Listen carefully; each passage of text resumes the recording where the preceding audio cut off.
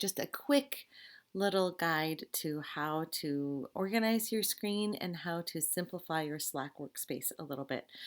So there are three main things that we are going to have open during the Institute. And one of them is Slack, and that's the one with this purple bar on the left and all of this. One of them is Zoom, and this is me. I created a little meeting between my dog and myself, so I've got dog cam over here.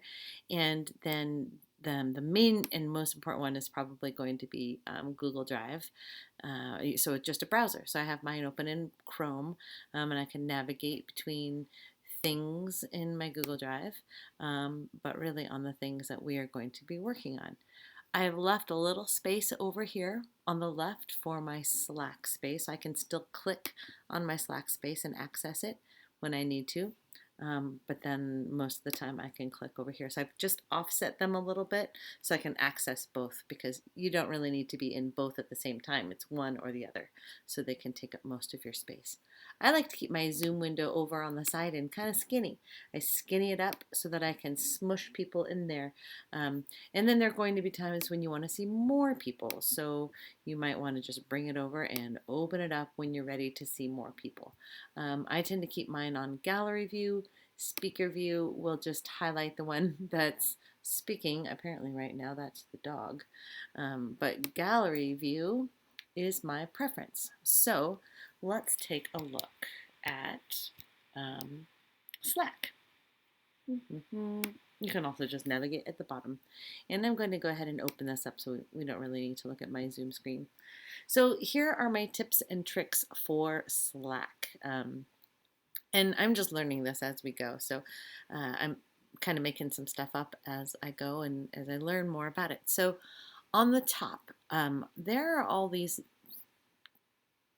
links to things that aren't things you need a lot. So I actually go down to this show less arrow and I click it, and I don't really need to see any of that stuff. The other thing that I like to do is these are all the channels I have right now. Currently there are a lot. You won't have as many, I hope. But this arrow lets us kind of roll them up if we want to, and roll them back out when we want to see them. The other thing in channels that's nice is being able to star a channel. So if I know that I'm going to be on the blue team for a day, and I want to be able to access the blue team stuff really quickly, I can click on blue, and then at the top next to the title I can star it. I can star that channel.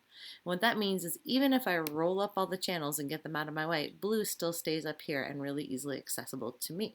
So maybe I want to star a couple of things. Maybe I know that it's decomposition day, and we're going to be working a lot with the decomposition channel.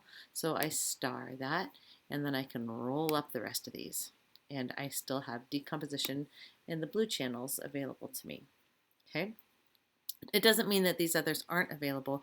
And if somebody posts something in one of these channels that you need to see, this channel title will become highlighted. So you will know if you need to look further into this bunch of channels. Okay. The other thing is you can do the same thing with direct messages. So here are all your direct messages. You can roll them up and get rid of them. The other thing that I want to talk about is this sidebar here. So when you're in a channel and you want to see the full length of things, you can keep this open. So let me see if there's a channel that has more stuff on it. Patterns, maybe one of our practice rooms. Okay, so this is a practice room where we've been practicing doing some stuff. Now I might want to go and get to some of the links that I know are pinned. This upper right hand corner, there's an I that says details, and I introduced this in the last one, but I just want to remind you about it because the pinned items is where we put the really important stuff. So for instance, if you are in the purple room, and there's a lot of discussion that's happened and you just want to find the link to the Zoom room, you'll always be able to find it on the right in the pinned items. And if you don't want to see this sidebar anymore, you just click the X and you get just the content. One other thing that I would like to show you is up in Preferences. And in Preferences, you're going to want to turn off some things so that Slack isn't annoying to you, because Slack can be a really great tool or it could also be a nuisance. So Currently, when I think the default is for it to notify you about all new messages, you would probably want to turn that off so you're not hearing all the little tick tick tick tick tick tick. Because if other people are working in Slack, then you're going to hear anytime they post something. So you just want to hear about the things that are directed toward you. Or you may want to hear nothing at all. I would recommend probably at least the direct messages, mentions, and keywords because if somebody messages you in Slack, you want to know about it.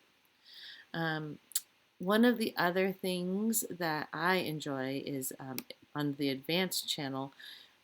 Sometimes people don't like it that when you hit return, it automatically sends it. So you can change that right here. So if you want enter to mean enter, and I just want to go to the new line, you can change that to this is the automatic. When you hit enter, it sends the message, but you can change it to you have to hit the command button and then the enter button to send your message. So just a couple of little tips, things you could do about your notifications, and I think that's it.